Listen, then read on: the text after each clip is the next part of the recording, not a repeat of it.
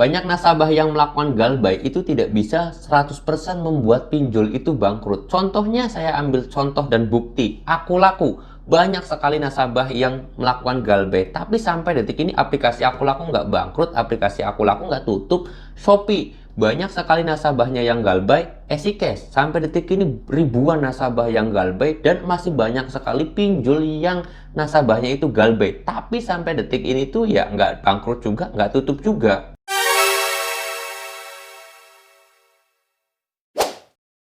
Assalamualaikum warahmatullahi wabarakatuh teman-teman semuanya. Pada kesempatan video kali ini saya ingin membahas yang namanya aplikasi pinjol itu tidak bisa bangkrut dengan cepat ketika kalian itu galbay atau para nasabahnya itu galbay. Kenapa? Ya karena di sini saya mau bahas buat kalian. Dan di sini saya sendiri ingin menunjukkan bukti-bukti ataupun faktanya dan saya mengajak kalian itu untuk berpikir teman-teman ya. Karena ya memang banyak yang bertanya juga, "Bang, saya sudah galbay di aplikasi ABCD, tapi pinjol ini kapan bangkrutnya ya, Bang ya? Kan udah banyak nasabah yang galbay." Ya, di sini saya mau mengajak berpikir kalian. Di sini kenapa kok banyak ternyata nasabah yang sudah melakukan galbay pinjol, tetapi pinjol tersebut nggak bangkrut-bangkrut, nggak tutup-tutup gitu loh. Kenapa? Kayak saya ambil contoh aplikasi Aku Laku. Ada berapa juta nasabah aplikasi Aku Laku itu yang melakukan galbay mungkin, atau berapa banyak aplikasi Aku Laku yang nasabahnya galbay. Aplikasi Shopee yang nasabahnya banyak sekali, limitnya besar-besar, pinjamannya besar-besar, mereka pada galbay, tapi aplikasi Shopee itu masih tetap berjalan, atau si pinjamnya atau si payletternya teman-teman semuanya, itu EasyCash, ada Kami dan yang lain sebagainya. Itu ribuan nasabah atau mungkin puluhan ribu nasabah yang sedang melakukan galbay pinjol. Tapi sampai detik ini kenapa aplikasi pinjol tersebut nggak tutup ataupun nggak bangkrut? Karena saya akan jawab, tidak mungkin nasabah ketika galbay itu membuat aplikasi itu cepat bangkrut. Butuh waktu bertahun-tahun, bisa jadi 10 tahun, entah berapa tahun bisa jadi. Kenapa? Karena saya ambil contoh gini, berapa banyak sih yang nasabah yang galbay, berapa persen nasabah yang galbay? Kalau saya lihat dari TKB, kalian paham TKB ya mudah-mudahan. TKB itu gampangannya tingkat keberhasilan bayar para nasabahnya, atau juga TPW atau tingkat one prestasinya itu gimana. Nah, saya lihat itu masih banyak nasabah yang bayar. Dan kalaupun pinjol itu terkena galbay oleh para nasabahnya, saya ambil contoh, kalian itu galbay di aplikasi pinjol berapa sih? Aplikasi pinjol misalkan kalian itu galbay, oke lah saya katakan 100 juta. Kayaknya agak kurang ya, mungkin jarang lah ya yang dapetin limit 100 juta. Oke, saya katakan 50 juta. Nah, kalian galbay 50 juta di aplikasi pinjol. Sedangkan pinjol sendiri punya pendanaan misalkan triliunan. Ya, uang 50 juta, uang triliunan keambil 50 juta doang, ya nggak jadi masalah. Kenapa? Ya kasarnya kalian itu punya uang 10 juta, terus kalian uangnya itu hilang 5.000. Apakah kalian mempersoalkan? Saya kira, oh ya sudahlah, uang 5.000 anggap aja tadi bayar parkir, kan gitu. Sama, pinjol juga seperti itu. Dia punya uang triliunan, terus kemudian hanya kehilangan 5 juta. Ya sudah, biasa aja. Sama ketika kalian mungkin punya uang 10 juta. Ada nih uang kalian 10 juta. Uang kalian ternyata ada 5.000 yang hilang. Apakah kalian itu berpikir keras? Ya mungkin kalian sempat nyari di mana ya tadi uang 5.000-annya. Tetapi ketika sudah nggak ketemu ya sudah.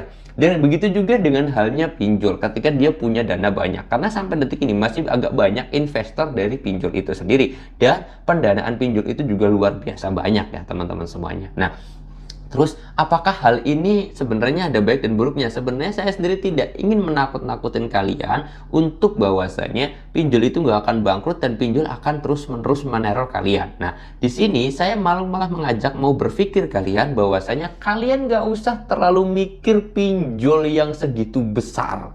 Nah, kalian itu cukup berpikir untuk diri kalian aja dulu, sendiri aja dulu, nggak usah mikirin konsep pinjol yang begitu besar, teman-teman. Kenapa? Karena saya yakin kalian sendiri aja masih takut ngelawan DC, masih takut kena ancaman DC, masih takut sama teroran DC, masih takut ketika ada DC lapangan, masih nanya di lokasi ini ada DC apa enggak, di sini DC-nya gimana cara nanganin DC, itu aja kalian nggak tahu.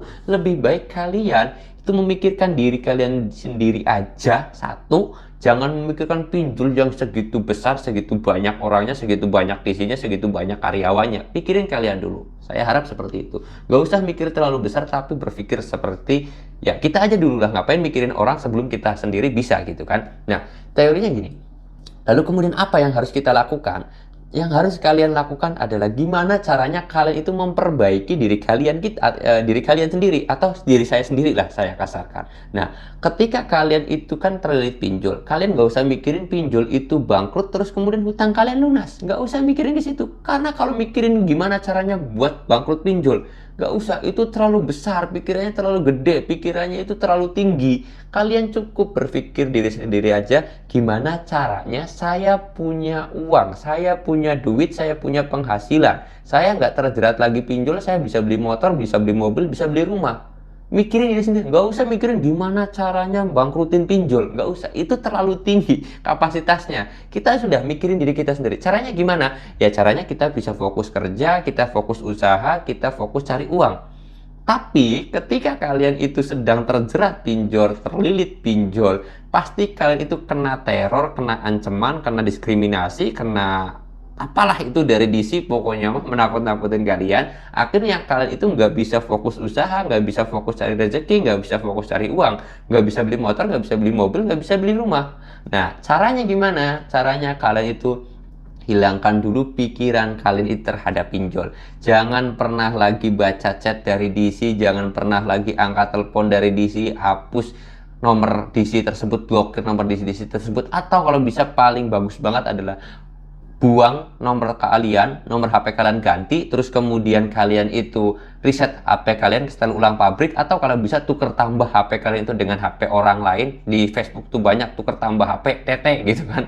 Nah, itu bisa. Kalian bisa hilangkan dulu pikiran kalian itu, hilangkan dulu terhadap yang namanya teroran DC, ancaman DC, hilangkan terlebih dahulu. Baru setelah itu kalian memikirkan gimana caranya fokus usaha, fokus cari uang, fokus cari duit, biar bisa beli motor, beli mobil, beli rumah. Karena kalau kalian itu mikirkan gimana caranya agar pinjol itu bangkrut, ketinggian bos. Jujur apa adanya aja, ketinggian. Karena ya pinjol itu gede, dananya triliunan. Sedangkan kalian punya uang 5 juta aja belum tentu, kan gitu. Jadi dia punya uang triliun, ya udah, dia kapasitasnya besar. Kita nggak usah mikirin pinjol itu bangkrut dulu. Karena gimana mikirin kita aja dulu, besok kita bisa beli mobil, bisa beli rumah. Udah itu aja ya. Karena saya yakin kalau kalian itu mikirinnya ke situ, ya pasti susah. Ya walaupun memang saya sendiri berharap pinjol itu bisa bangkrut. Karena memang pinjol itu menghancurkan masyarakat. Karena di negara asalnya, para investor asalnya pun itu tidak mau invest di pinjol di negaranya. Karena di negaranya sendiri pinjol itu nggak laku. Pinjol-pinjol di luar negeri itu nggak ada. Karena adanya cuma di Indonesia doang. Kenapa ya? Karena mungkin mereka itu berpikir bahwa masyarakat Indonesia bisa dibodohi dan bisa ditekan akan hal itu. Dan saya harap masyarakat Indonesia, udah kalian galbay aja, kalian tinggalin aja pemikiran pinjol. Kalau kalian memang nggak punya uang, nggak punya dana, baru setelah kalian bisa fokus bisnis kalian lancar, tutupi hutang pinjol kalian. Siapa tahu nanti kalian itu bisa dapetin pinjaman lagi, stake OJK-nya bersih, tidak masuk blacklist lagi, kalian bisa minjem uang dari bank buat modal, buat bisnis, usaha kalian lancar, bisa beli motor, beli mobil, beli rumah. Itu kan lebih baik mikirin ke situ daripada kalian gimana caranya mikirin pinjol itu bangkrut ya teman-teman semuanya. Oke, mudah-mudahan informasi ini bisa bermanfaat. Tetapi ini semuanya saya sendiri ya mengajak berpikir teman-teman semuanya agar ya kita berpikir sesuai kapasitas dan juga kita berpikir positif. Terus kemudian kita juga bisa membangun hal-hal positif, jangan hal-hal negatif, dan kita melakukan hal yang realistis saja. Jangan hal-hal yang sangat tidak masuk akal. Kita memikirkan gimana caranya bangkrutin pinjol, susah bos. Terus kemudian kita sendiri nggak mikirin gimana caranya kita beli mobil aja gitu loh, yang pasti gitu kan. Gimana caranya ekonomi kita bagus, ekonomi kita membaik, kita bisa beli motor, mobil, rumah gitu kan. Udah itu aja yang realistis. Kalau kita mikirin gimana caranya bangkrutin pinjol, itu sudah nggak realistis banget. Karena kita sendiri nggak bakal bisa ngelakuin hal itu teman-teman ya. Oke, mudah-mudahan video ini bisa bermanfaat dan bisa membangun semangat teman-teman semuanya untuk mulai membangun mental kalian, membangun usaha, mencari rezeki, mencari kerjaan. Dan saya berdoa pada Tuhan, semoga-moga kalian itu dapat rezeki yang berkah, dapat rezeki yang banyak, diberikan kesehatan dan juga selalu kelancarannya teman-teman semuanya. Dan ya ayo kita bareng-bareng belajar bareng, sharing bareng teman-teman semuanya. Kalau kalian mau ada pertanyaan ataupun mau ada konsultasi gratis bareng sama saya, boleh langsung DM aja ke Instagram saya. Linknya sudah saya sediakan di deskripsi video ini teman-teman semuanya ya. Jadi biar kita bisa membangun hal-hal positif, kita bisa berpikir hal-hal yang bagus juga ke depannya, oke? Ya mudah-mudahan video ini bisa bermanfaat. Kalau kalian suka dengan video ini silahkan di like. Kalau nggak suka boleh di dislike aja. Dan kalau kalian itu ngerasa video ini bisa bermanfaat untuk banyak orang, silahkan di share ya teman-teman semuanya. Saya mau tutup dulu video ini dengan kata Assalamualaikum warahmatullahi wabarakatuh.